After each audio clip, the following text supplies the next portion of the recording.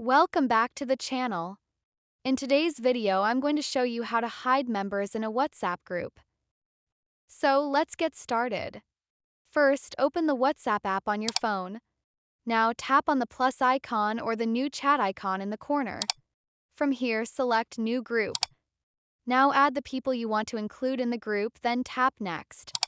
Give your group a name, something simple or related to your purpose, and then tap Create. Your WhatsApp group is now ready. Next, open the group dashboard. Here, scroll down a little and you'll find an option called Add Group to Community. Tap on that. Now select New Community. You'll see an option to Get Started. Tap on it. Now give your community a name. This could be your brand name, your school, or your team name, whatever you like.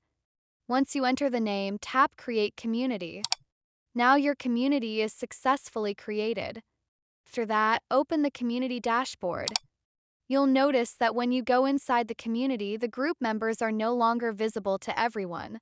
Only admins can manage and see the member list. And that's it. If you found this tutorial helpful, make sure to like the video, subscribe to the channel, and turn on notifications so you never miss any of my upcoming WhatsApp tips and tricks.